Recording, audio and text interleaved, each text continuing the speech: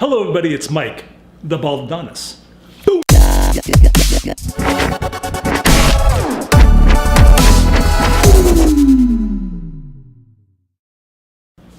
Hey guys, on tonight's episode, we're talking about addiction.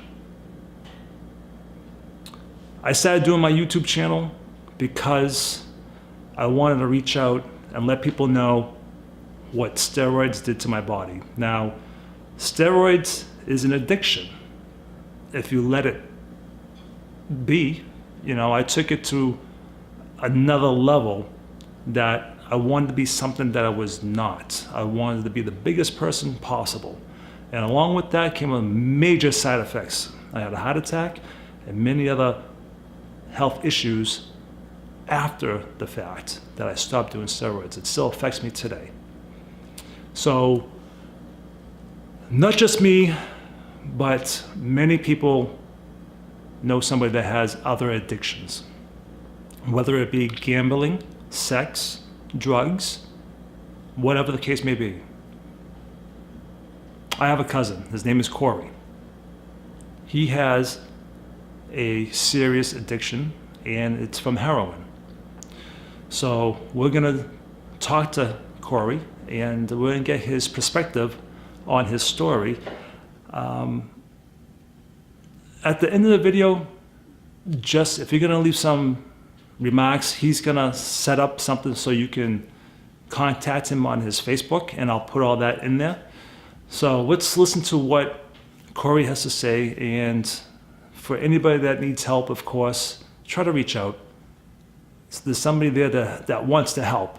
You just have to want to help yourself.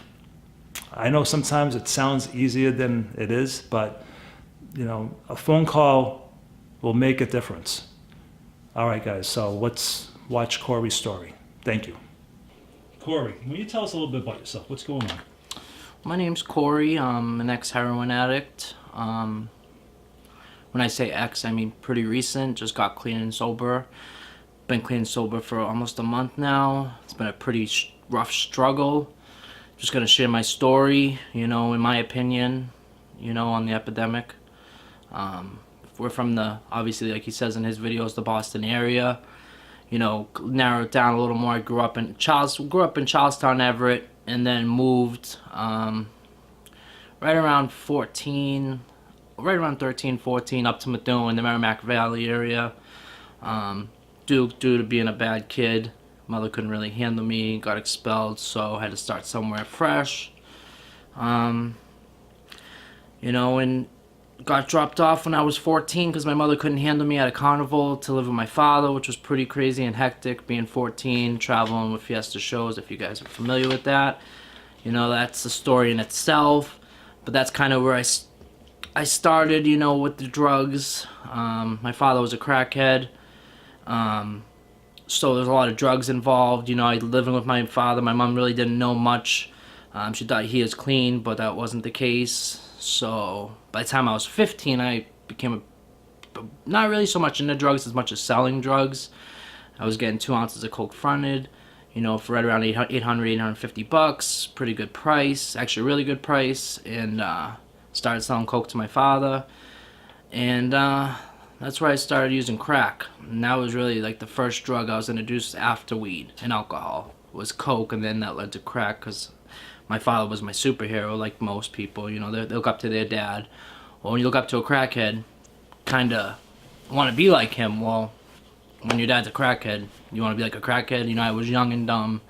So that's what I started doing, and I got off the road when I was about 17.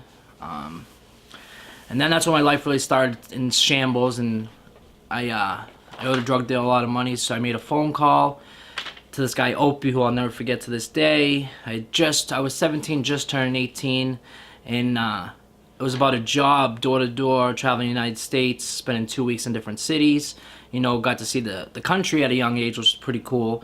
Come to find out, it was actually selling magazines door to door, which is, I'm sure they make movies about it. Shia LaBeouf actually starred in the movie, which kind of similar to the life I lived, traveling, doing drugs, being in new cities, going to people's homes, stealing their stuff, keeping the cash.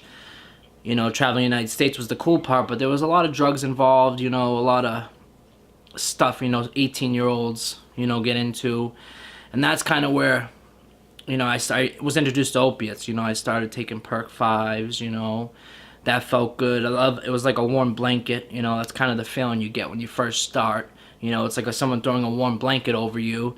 And that was, I loved it, you know. So I fell in love instantly with opiates. And obviously, you know, with any drug use, it only, you know, how do you say? Escalated, yeah, exactly. So it started with perk 5s and then went to perk 30s. And then back then, they had Oxy 80s around, you know, the Oxy 80s, you know, the big green pills. You had to put them in your mouth to wipe off the coating before you could sniff them or smoke them or shoot them, whatever people did. So I got introduced, you know, to Oxy 80s, and that's kind of where everything really, really took a turn, you know. That's where I started, everything started falling, you know, apart. By the time I was 19, and right around 19, 20, I was doing magazines. I saved up $10,000 selling magazines door to door. And when I say magazines, we sold subscriptions. So these sales were anywhere from 40 to $100. That's for one magazine. So I ended up saving up 10 grand, and me and my friend JR at the time started a company, ASA. It was the Action Subscription Agency. So we got an LLC, basically, bought a van from someone my father knew in Rhode Island. And so we started traveling the country, and we got up to a 12-man squad, and we were doing really good. My mom ran my office, you know. Every couple of days we'd send her anywhere from $5,000 to $6,000 in checks, and we kept the cash to pay for hotels, give draws, have food, have gas. And well, I didn't know at the time the guy I was working with, JR, was my business partner, was a good friend. You know, we traveled together for years. Well, I come to find out he was actually a heroin addict, or an ex-heroin addict. He had got clean and sober. Well, this time, we're still on pills. We were doing Oxy 80s and Perk 30s, basically any kind of opiate we can get our hands on. And, well, that escalated, and we ended up in Columbus, Ohio. And JR actually had an old friend up there who sold heroin, because he was from Dayton, Ohio, so it escalated. I didn't even really know what heroin was. You know, I knew what opiates were, like perks and stuff, but really had no idea what heroin was. And, he told me it was just like we couldn't find anything, and if you guys are familiar, you go through a withdrawal system, you know, because opiates, you know. So what's that feel like? It's like a flu times 100. Basically, you get hot and cold sweats, you're sick, you have diarrhea, you know, you're not comfortable, you get restless leg syndrome, you know, your legs start kicking out of nowhere, you know, when you're sick, when you're sick, you know you're sick, and you know all you have to do is come up with a couple bucks and you feel better. It's like if you had the flu and you knew that $20 would take the flu away. You know, I'm guessing everybody would pay $20 to not be sick. So that's kind of the situation I was in. So we were sick, didn't know anybody with perks or oxys, and JR didn't want to introduce me to heroin because obviously it's addicting. And well, that was the last choice. He said, I had a friend, let's call him. You know, he has something that's a little stronger than oxys, you know. And I still didn't know what heroin was. He even mentioned it, and I really was naive to it, you know. That wasn't around when I was a kid, you know. It was more like, you know, coke and ecstasy and molly and mushrooms, you know. Those are the kind of drugs we took as a young age, you know. And then obviously it escalated into opiates and perk 5s. And how old are you right now? Now I'm 31. 31? Yeah. So you think your friend had an influence? Oh, sure, for sure. To start to take the heroin? Oh, for sure. Okay. That was a big thing. I mean, as soon as I did heroin, I mean, for the first 2 hours, I spent just puking. And after the 2 hours of just puking, that's when that you feel that warm blanket I was explaining a couple minutes ago, you know, and that's what I fell in love with, you know, just that feeling, you know, nothing, any kind of thing you had on your mind was gone. Any worries you had were gone. You know, you weren't worried about tomorrow. You know, you were kind of just fucked up. You know, you were just really messed up, and I fell in love with that, you know. So that escalated. We just kept getting it from him, you know. And then I remember one day we were at CVS, and JR went in, and he went to the pharmacy, which I thought was weird. And then he went to the bathroom, which I thought was even weird. So, you know, me being curious, I went in the bathroom after him, and I found a whole bag of needles. And obviously the bag was open. Well, that's what he did. He went to the pharmacy and bought needles, and he was shooting it. Well, I had no idea. And I still hadn't shot it at that time. So I was real upset. You know, we got into a big fight, you know, and then we got another bag of heroin, and that solved all the problems. Like I said, it's, you know, not to say it solves problems, you know, but it does solve you know, Is it temporary? it's a temporary, it solves temporary problems because you don't feel or worry about anything. So how long ago was when you first did the heroin? You said you were doing... I was right around 20 So 20 when I years first started, when I first did heroin for the first time. And you're 31 right now? I'm 31. All right, so you've been off and on heroin, or...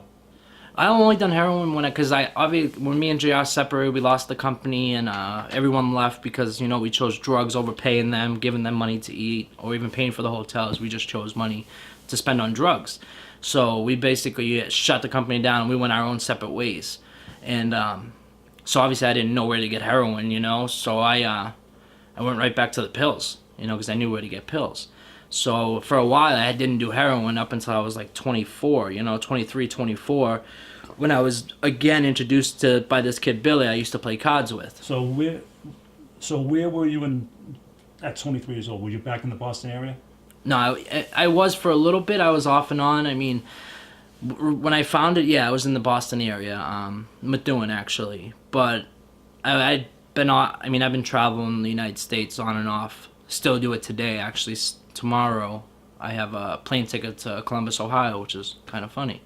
But yeah, off and on, just traveling the United States. But When did you find yourself being the worst at this addiction? Like when Recently. When was it really more of an addiction instead of recreational? Like you seem like you were doing it Yeah, I a did little it. bit and then get off it, do it again. yeah, When did it become like more of a problem? right when I was around 27, 28, back in the Methuen area, off the Okay. road, you know, living with my mother in Methuen.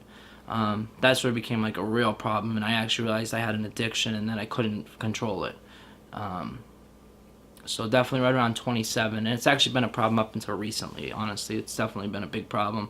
You know, I've lost everything. You know, I have a 2-year-old, I have a 3-year-old son now, who I didn't get to spend Thanksgiving with yesterday. You know, we Skype just because my drug addiction. You know, I chose drugs over my son, over my family, you know, over everything. So where's your son? Right now you're in the Boston area. Right now, And where's your son right now? my son's in Florida. And how do you feel about that? It kills me every day. Do you see yourself in the future trying to be with him like full time? Oh yeah, of course. Because my son's mother is actively, she was active. I introduced her to heroin myself, and she ended up having a problem with it. We broke up, and then she got with another guy who had a drug problem. So that's when it really escalated. And so up until recently, which I think she's on Suboxone now, which is basically a substitute of heroin. Okay, let's talk about that. So you tried some rehabs, right? I've been to about 17 rehabs. 17. 17. Okay. Off and on. So, And aftercares. and what's that? Aftercare is another treatment. Aftercares? So Okay. you go, you know, you go to rehab for 7 days, and then, you know, you have a counselor, and your counselor talks to you about aftercare, and aftercare is just another place for 14 days before you can go to a halfway house or sober living or get a Vivitrol shot, or, you know, they want to give you more than 7 days of sobriety before they send you back out to the street. That's only if your insurance covers it, because sometimes after 7 days they kick you out. So it's not, sometimes even if you want it bad enough, it's up to the system and your insurance, depending on your insurance. Okay. So they substitute heroin for another product. Which is Suboxone, Subutex, And what and kind of methadone. and what's that effect on you? Is it the same feeling while you're trying to get off, or how? No, because what it is, if you're active in addiction and they put you on Subutex, 9 out of 10 times you're not gonna feel it. But if you don't have an addiction and you're completely sober and nothing in your system, when you do take a Suboxone, you're gonna get high like you're on heroin. So yeah, Suboxone basically has something called naloxone in it, and that's an opiate blocker. So when you're on Suboxone, you can't get high off of opiates. Subutex, which is basically the same thing as Suboxone, it's Suboxone without naloxone. So it's no opiate blocker. So you could take Subutex and still get high. So, Okay. and then they have methadone, obviously, which is the worst because it seeps into your body, it seeps into your bones, and to withdrawal from methadone is worse than the withdrawal from anything because it's in your bones. Wow. It seeps in. Yeah, it's strong stuff. All right. So we're gonna go and talk about a few other questions that, like, family members would ask, other people might ask. You covered what it feels like and how you got your addiction. Now, as somebody like your mom, what do you think your mom, your sister, you got a brother, what kind of effect do you think that's been on them? Oh, it's And terrible. do you think that you actually realize the damage that you put them through? You know, when you're in active in addiction, all you're thinking about is the next high. You're not thinking about what your mom or your brother or your sister are thinking. You could care less. You know, it's really just about getting high. But as you get sober, you start to get your feelings back. Because like I said, you get numb to everything when you're high, so you don't feel anything. But as you get sober, you know, and you have sobriety and you have, say, 2 weeks of sobriety, that's when you start to get feelings and you start to think about the things you did do. Because through my addiction, I've hurt everybody. I've robbed everybody. You know, I've sold my mom's diamond bracelet. You know, I've sold everything. You know, anything that was mine was gone. Anything that was theirs, anything I had access to, like my brother had to put a padlock on his door. Anything I had access to, I sold just to get high. But as far as my mom, I've kept her up nights. I mean, she didn't know if I was dead. You know, I would disappear for weeks. You know, I would make a phone call and then I'd be in California tomorrow, you know, and she'd be worried. So I've kept my mom up a lot, and I've given her a lot of gray hair, you know. My mom's not healthy. She's not in the best shape, you know. So I've definitely I took in some time off of her life for sure, with just the stress and the worry. You know, my brother, now he doesn't talk to me to this day. He doesn't talk to me, you know. We had a relationship, but we don't have it anymore. You know, that kills me because he's my older brother. So he kind of, not having a dad figure, you know, he's kind of what I looked up to, you know, because to go back, my dad didn't come back into my life till I was 13, you know, about to be 14, and I joined the carnival. That was the first time I seen him since I was a kid, and my cousin Michael can contest to that, I'm sure, you know. Right. And so my brother not, you know, wanting to do with me, that really hurt. And then I have a twin sister, you know, and she didn't know how to handle it. You know, she tried to be there for me as much as she could, but she didn't know what I was going through. She didn't know all the trouble I was causing, you know, so she would kind of co-sign what I would say to help me. But I definitely put my family through a lot of hell, you know. Okay. Let's see. Do you think you can be trusted again? You know, I don't trust myself, you know, because they say only 10% of heroin addicts actually stay clean, you know, and I believe that because heroin is a hell of a drug, and it's easy to find, especially where I live, you know, because now I live in Fall River, which is horrible, you know, and even up here, you know, it's bad, it's everywhere. Yeah, with so many deaths, like in the Boston area, I've lost a bunch of people have died. I've lost a lot of friends, right? Right. Doesn't that worry you? You know, honestly, the crazy part about this drug is, you know, I lost a lot of friends, and when I find out where my friends got it, I make that phone call to get it from where they got it because I know it's strong and good, and it's disgusting. Wow. You know, it really is disgusting that when you find drug dealers are looking to kill somebody, like they're literally looking for someone to die off their stuff because that's when their phones start to blow up. Oh, like, you know, Charlie died last week, you know, from getting it from whoever the case may be, so now everybody's blowing up this guy's phone because they know he has the strong stuff, you know. It's really disgusting. It's disgusting. So it's worth dying for. Yeah, honestly, I wouldn't say, you know, and when you're now, I'm not on drugs right now. You know, I've been sober, like I said, you know, coming up on a month. But when I was when I was active in my addiction and constantly using, I didn't care. I wanted the strong stuff, you know. And at times, I remember one time not too long ago, I got 3 grams from one of my Dominican connects, and I shot all 3 grams hoping to die. Wow. I didn't die. I woke up, you know, 2.5 hours later with a needle hanging out of my arm, you know. But yeah, there's a lot of times I tried to kill myself because it's addiction. They only want you 3 places, you know, death, jail, or, you know, rehab. I mean, that's the only 3 places you're gonna go using drugs, you know, especially this kind of drug. If you look nowadays, it's the people. It's white suburbia, you know, people whose parents, like my mom my mom was a single mom. She went to night school. She did great, you know, and I never wanted for anything, you know. If I wanted something, I asked her, we got it, you know, even if it was her last time. She spent everything on us.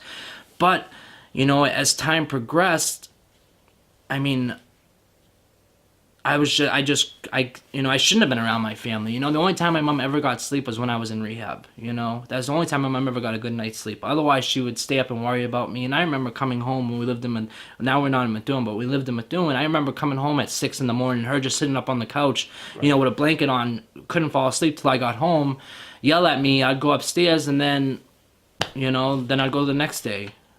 But I mean, like, I know she stayed up countless nights. Even my brother and sister. You know, I remember one night I got so drunk and high. My sister, I was puking in my sleep. My sister had to roll me over, and she sat up all night with me, just made sure I didn't choke on my puke. You know, and I mean, that's what drugs and alcohol did to me. You know. Right. They always say one is not enough. They always say one's not enough and a million's no, they say one's too much and a million's not enough, and that's true. It really is, because if I was to do heroin today, I'm gonna do it tomorrow. You know, it isn't a one-day decision. I can't just do it and then drop it. You know, it's something when you do, you're doing it. You're active. You're constantly getting high. So with that said, you stopped for about 30 days or so, right? About a month. Yeah, I've been clean for about a month. Now, And that's off everything, Subox and all of it. is there any other issues that you think you've gotten because, like, they may be depression, there may be something else going on with you because of this drug? Oh, yeah. You know, you think there's anything that's Definitely anxiety, depression. So you know, you experience anxiety? Of course, anxiety is really bad. You know, Okay. I mean, I have a 3-year-old son who I don't get to see, you know, due to my drugs. I mean, we were living here. Me, my son, and my son's mother were living at the house I'm at now, and we got evicted. We got evicted because I was having drug dealers come here, and I was meeting drug dealers, and I had the cops come here a couple times because domestics. I mean, it just became a shit show, and I don't blame the people for throwing us out at all. You know, I'm only here now for Thanksgiving. I have to leave tomorrow. This isn't like, you know, otherwise, I mean, I'm stuck traveling the United States now. You know, I'm homeless. I don't know where I'm going to sleep. Literally, I have an apartment in Fall River, but I can't go back there, you know, because of my past, you know. So I'm stuck going to Columbus, Ohio. I don't know anybody in Columbus, Ohio, but my job, I do door-to-door sales, and that sends me wherever I want. I've built through my phone, I probably have, 100 connects of people I could just call and get a ticket out there and for a job, because I'm a great salesman.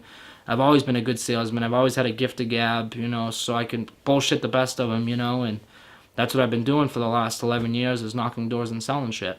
Right. So, I mean... And in between that time, if you got... So is there a trigger point that happens to you where you like... It must be some kind of trigger where you're like... Or is it the people you're hanging out with that may get you back? I would definitely say it's my feelings. When I start to get real depressed and I don't want to feel a certain way, then I make a phone call, and it's definitely my feelings. It's when I get in my head and I start to overthink things, where I say I'll only use once, just because I don't feel good today. I have a lot going on in my life, and I don't want to feel anything, so I'll make a phone call, and that just becomes a run. And then, 6 months later, I end up in rehab, Right. So you did cover a lot of stuff, and you were pretty quick about it. The thing with I don't want to mask it over, because I want people to know that you do have a lot of feelings. You know what I mean? You do care. Because just that glance, you're like, yeah, I ruined my mom, your family, Of course. your mom, your brother, and your sister, right? Can you go in a little bit more detail, what's something that you regret mostly, say your brother? My brother, I just regret, stealing from him, There's a lot of things I regret with my brother, the relationship we had, the lies I told him. I mean, my brother, I could call him now, he's not going to believe a word I say. I could be telling him God's honest truth, Right, yeah. hand on the Bible, but he's not going to believe nothing I say. So my trust for my brother, and that's what any kind of friendship or relationship or even a family, that's what it's built on, is trust. So when you lose trust, you lose it all, and that's what I've done with my brother. My brother can't trust me. He's really upset how I'm not my son's life, because like I said in the beginning, we had a deadbeat dad. So for me to be a deadbeat dad, my brother has a 3-year-old. We had kids months apart, and I have a niece, and my brother's a great dad. I mean, he literally works 2 full-time jobs, and he takes care of him. He's got his own apartment. He makes sure rent's paid. So, he's great. I look up to my brother still to this day. So it kills me to not have that relationship, and then we don't have that relationship because of the drugs I did, and in order to do the drugs, it became lies. And then the drugs became stealing, and all that stuff kind of wrapped up to me, being a drug addict. So to this day, he doesn't trust me. I could be clean for a year, and he still's not going to trust me, because I've had 2.5 years of sobriety, and look at me now. I fucked up, I went back to the drugs. And So with my brother, the biggest thing is just not having that trust and really not having a relationship at all. Like I don't get to see my niece. Like he doesn't want me to be an uncle to her because of what I've done, you know. And he's mad at me because what I put my mom through and what I've done to my son. So like there's a lot that if we were to start, there'd be a lot to work on with my brother, you know. But you think there can be something? Eventually, yeah. I mean, as long as I stay sober, you know, as long as I stay sober and I do the right thing and I have a good job, you know, and I'm not, you know, calling my mom for money or food or whatever the case is, as long as I'm, you know, being a good brother and being a good person, yeah, eventually, yeah, he'll come around because he does hold grudges. But if he sees it with his own eyes, right, you know, then he'll believe it. And then, like with my sister, I mean, she doesn't trust me because of what I put my mother through, you know, what I'm doing to my son now, you know, like my sister, I mean, she's coming over now as we speak. And with her, we still have a relationship. She just doesn't trust me. You know, she's more like watching me than hanging out with me. She's making sure I'm doing good. I don't have people coming here. Like, she's more of a, you know, just trying to make sure I'm doing the right thing. right. So with her, like, we could easily have a great relationship again as long as I keep doing the right thing. But my mother, I mean, I've done the worst to her, you know. And when you're in addiction, that's what you do. You hurt the people that love you the most because there's only people that are willing to help you. And so my mother definitely put her through the worst. You know, I put her through the ringer. Out of my family, I'm the only one, I think, out of all my cousins that had a drug addiction, like heroin, that became this bad. I have one other cousin, I think, that, but not to mention, I think one other cousin that might have went down the same path as me, but no one's as severe as me, so... Yeah, I mean, we all go through something. We all like to party. Yeah. We all like to have some alcohol, but once you get past that, having fun, And it's not then recreational. then it becomes an addiction. And you're right. You know, this affects every family almost. It does. It really does. You know, we're not alone in this. You know, you can go walk down the street and almost every house there might be a problem. Doesn't matter what it is, alcohol, any kind of issue. But you know, just to you know, come clean like you did right now. That's saying something. You know what I mean? That's a big plus. That, you know, like what people say, well, that's the first step. The first step is admitting you have a problem. Right. And you doing this right here, that's insane. Well, if someone gets to watch the video and they learn something from it, that's really the only reason I'm doing it. The only reason I'm telling my story is, you know, so that somebody, you know, hopefully someone 16, 17, even 18, maybe even older, you know, Yep. doesn't start using drugs. Because opiates, they're only addicting. You go to the hospital, you hurt your back, they give you opiates. Well, when they take you off opiates, you go through withdrawals. And if you're like me and don't want to be sick, and you have friends like me, you know, because everyone knows somebody who sells drugs. Everybody, because they're everywhere. Right. You know, when they get in touch with that person and they do heroin for the first time, then they're addicted. And guaranteed they're going to go on a run. Guaranteed they're going to become addicted. People don't just do heroin once. You know, it's like Pringles. Once the fun pops, it doesn't stop, you know. Right. And and if that can stop somebody from using drugs, or, you know, when you go to the doctor and you get hurt, instead of having them give you drugs, opiates, which they shouldn't be prescribing anyways, tell them you want Tylenol. Tell them you want ibuprofen 800, because honestly, that works more for pain than opiates.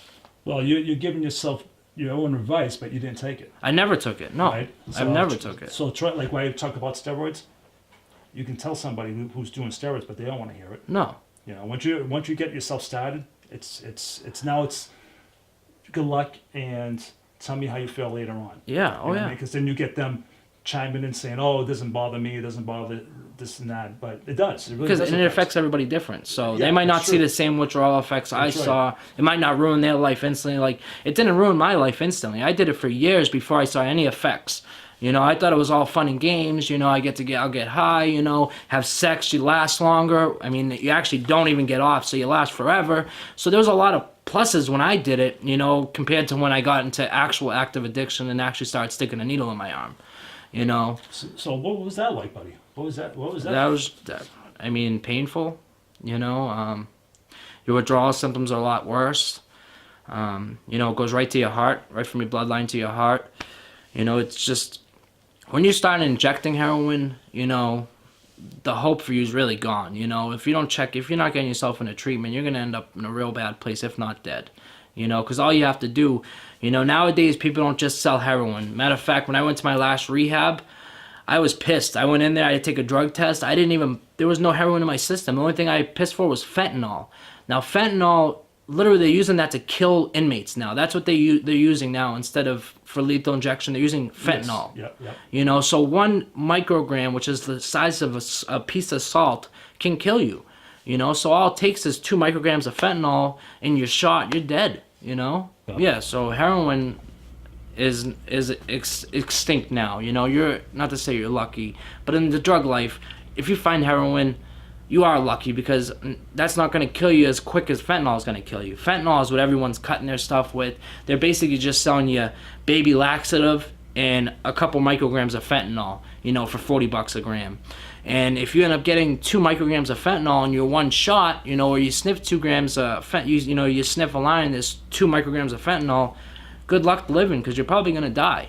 You know, so that's what people are selling now. You know, everyone's selling fentanyl, and that's So how do you get fentanyl? Like, where would you get that? Like this? I mean, drug dealers get that? Yeah, or is it a prescription or? No, honestly, it's coming from China. It's coming from overseas. You know, and the sad part is, not too long ago, because where we live right next to Lawrence, Massachusetts, which, if you know anything about the area, it's horrible. You know, it's basically the Mexican cartel has their grip on it. You know, and the Dominican cartel has their grip on it. My drug dealers didn't even speak English. You know, all they understood was quanto, which means how much. You know, that's the only thing they understood. They didn't speak English for the life of them. And if you ordered it, you know, you had to order it in code, like pizza and platino, which was crack and heroin. And I remember going into a drug dealer's house, you know, probably less than 6 months ago, and I went up in his house, and I remember using the restroom. I went in his bathroom. His bathtub was full of fentanyl. I mean, literally, his whole bathtub.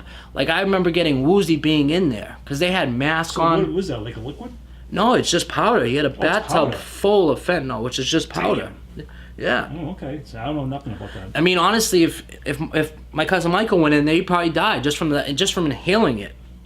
I had a habit. I remember getting woozy. Wow. You know, and they had masks too. I mean, to use the restroom, they were putting on masks. I mean, it was just, it's disgusting, you know what it is. Lawrence is just a really bad area. You know, they give you samples. If you're white, they know you're there for drugs, just like the cops know you're there for drugs. And they'll start giving you samples. They'll give you a 0.5 gram of heroin with a phone number, or I should say fentanyl. You know, and they're giving... So are they selling it as heroin or selling it Yeah, as they fentanyl? sell it as heroin. They don't tell you it's fentanyl because people are scared of fentanyl. When you think of fentanyl, you think of death. You know, so they tell you it's heroin. And the only reason I knew I was doing fentanyl is because I went to rehab, took a urine test, and when they checked the dipstick in there was no heroin. It was just all fentanyl. And the lady told me I had enough fentanyl in my system to kill a couple horses. That's how much heroin was in my system. To kill a couple horses. I mean, it's just disgusting. It really is. It's gross. Well, you're on a journey right now. You got 30 days or so, a month of sobriety, being sober. And it's just one day at a time. That's all it is. It really is. That's all you can do, right? Yeah, a minute at a time sometimes. Yeah, right? The crappy part is it's my choice. It's something once I make that choice, being an addict, I can't, if I'm thinking about robbing somewhere, I can never get that out of my head until I do it, and that's a problem I have and I've had my whole life. If I think about getting high, I'm not going to stop thinking about it till I actually get high, and once it becomes a thought, until it manifests to be something, I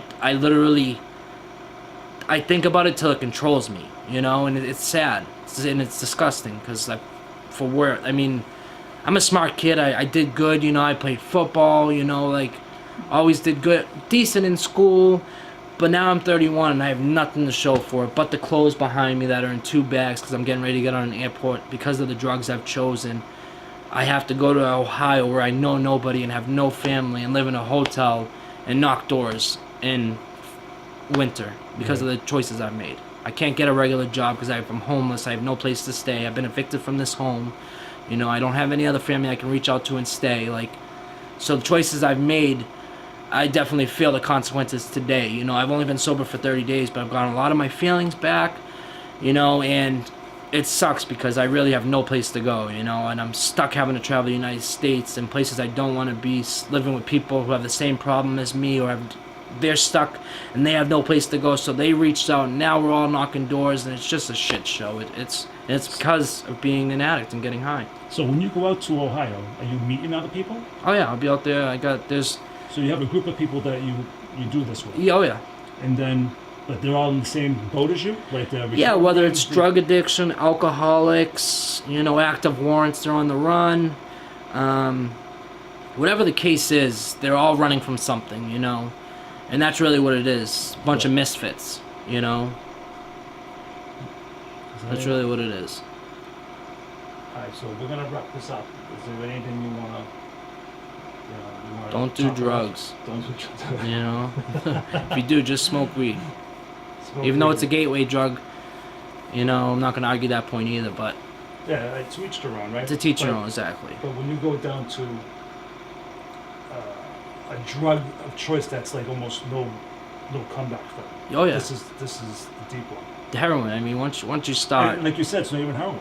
No, it's fentanyl, which is even worse, because that's what's killing a lot of people. I mean, I scroll through my Facebook, and every couple of days, it's someone I either went to high school with, someone I used to get high with, someone I met in treatment, somewhere I met in anywhere, whether it was on the road traveling, they're dead, and it's a bunch of people, missed you, rest in peace, and they all got their story, to tell about how they were, when they were with them or how they met, and it's literally my whole Facebook feed is just for people that are dead. So do you want to have anybody from my audience or whoever watches this video that we're going to make, that we are making, do you want any kind of social media that maybe they can reach out to you? Or? Yeah, my name's Corey Poirier. It's Poirier. Corey is my first name. I'm on Facebook. Reach out to me. If you guys are struggling with addiction, I only got a month of sobriety, but I've definitely been to my fair share of treatments and meetings. I've been to tons of meetings, and if I can help you, if you have a question, or if you're even somewhere else and you're looking to get placed in trying to go to detox yourself. I know a lot of detoxes if you're from the Massachusetts area, even New Hampshire.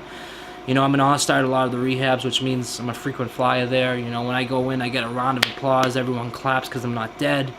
Wow. It's pretty sad I have to go to separate meetings, but I know all the staff there very well. So if you're in the or even the Massachusetts area, New Hampshire area, and you want to reach out because you want to get, you're tired or you're sick and tired of being sick and tired, reach out to me, man. I can get you guys a bed. Corey Poirier, I'm on Facebook. Yeah. All right. So hopefully one step at a time, right, bud? Yeah, day at a time. Day at a time. Sometimes a minute at a time. Right. All right. Thank you very much. I appreciate it. Thank you, guys.